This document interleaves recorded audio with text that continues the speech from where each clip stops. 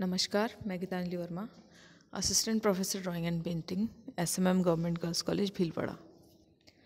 BA part third के theory paper में आज हम एडवर्ड माने का अध्ययन करेंगे, जो कि प्रसिद्धतम प्रभाववादी चित्रकारों में गिने जाते थे।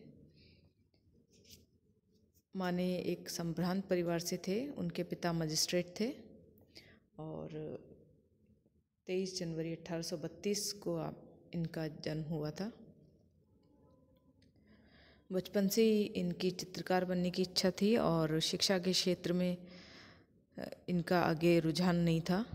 यद्यपि पिता इनके उन्हें अच्छी शिक्षा दिला करके जीवन में आगे बढ़ाना चाहते थे, किंतु विवश होकर उन्हें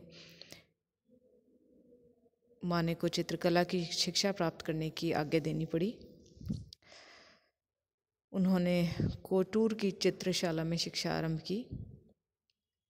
6 वर्ष पश्चात उन्होंने लूर की विख्यात कृतियों का अध्ययन किया तथा जर्मनी जाकर फ्रांस हॉल्स के चित्र देखे। इटली में वेलास्की के चित्रों से वे प्रभावित हुए और उन्होंने ओलंपिया चित्र बनाया, जिससे उनकी बहुत आलोचना हुई। इस कारण से उन्हें पेरिस छोड़कर कुछ समय के लिए स्पेन जाकर रहना पड़ा। यहाँ उन्होंने गोया के चित्रों का अध्ययन किया और पेरिस लौटने के पश्चात उन्होंने कुछ ऐसे चित्र बनाए जो गोया की चित्रशैली से प्रभावित थे। 1856 में फ्रांस के कला जगत में एक और घटना घटी। जापान से जो चीनी मिट्टी के बर्तन आया करते थे, वे अक्सर होकुसाई के चित्रों से लिपटे हुए भेज दिया करते थे। परिणामतः इन जापानी प्रिंट्स से फ्रांस के नव कलाकार बहुत प्रभावित हुए। इनमें माने भी एक थे। यद्यपि उन्होंने जापानी चित्रकारों की तरह बाह्य रेखाओं से वस्तुओं और आकारों को स्पष्ट नहीं किया, फिर भी इनकी आगे की पीढ़ी इस प्रभाव से स्वयं को नहीं बचा सकी।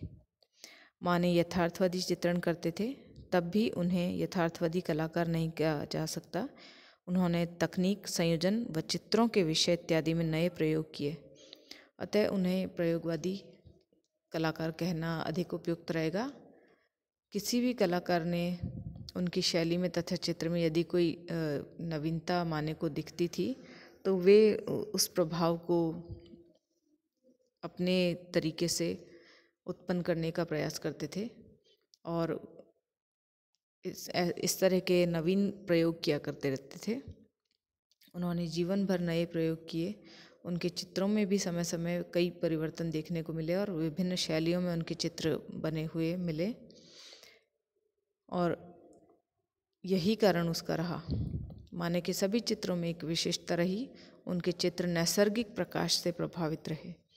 एक बार जब उनसे पूछा गया कि चित्र में किसको वे मुख्य स्थान देते हैं, तो उन्होंने उत्तर दिया था कि मैं जिस वस्तु को अधिक महत्व देता हूँ वह प्रकाश है। चित्रों में स्वाभाविक प्रकाश के प्रभाव को लाने के लिए उन्होंने अपनी तकनीक में पहले गहरे रंगों का अंडरकोट किया, उसके बाद चित्रण करना आरंभ किया। इससे माने के चित्रों में छाया प्रकाश में छाया के हिस्से परिवर्तित और प्रकाश से कंपायमान दिखते हैं। कालांतर में उन्होंने छाया के हिस्से का महत्व अपने चित्रों में जारी रखा।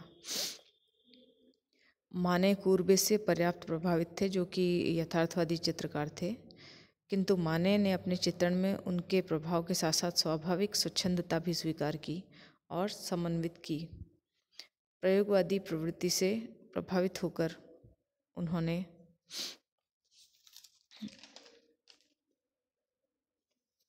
एक चित्रकारों का एक समूह बनाया, जिसमें उस समूह में एक खासियत थी कि वे आपस में कभी ईर्ष्या नहीं करते थे और आपसी विचारों को एक दूसरे से साझा करके अपने अपने कलाकृतियों का निर्माण किया करते थे।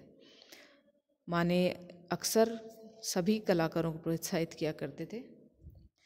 वे चूँकि प्रवृत्ति से उदार थे, मोने को पर्याप्त आर्थिक सहायता भी उन्होंने उपलब्ध करवाई थी।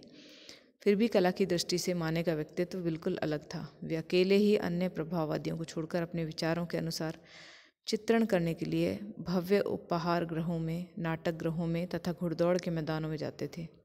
अन्य शेष कलाकार भी कैफ़े गैरबे में मिलते थे और तत्कालीन चित्रकला पर बहस किया करते थे। माने ने कुछ ऐसे चित्र बनाए जिनको हम प्रभाववाद के प्रतिनिधि चित्र कह सकते हैं, किंतु उन्होंने ये चित्र प्रभाववादियों की प्रदर्शनी में प्रदर्शित नहीं किए, मात्र उनके प्रयोगों के कारण से ही उन्हें प्रभाववादी कलाकार कह सकते हैं। इस वीडियो में इतना ही। उनके प्रमुख चित्रों का अध्ययन हम अगले वीडियो में करेंगे। धन्यवाद।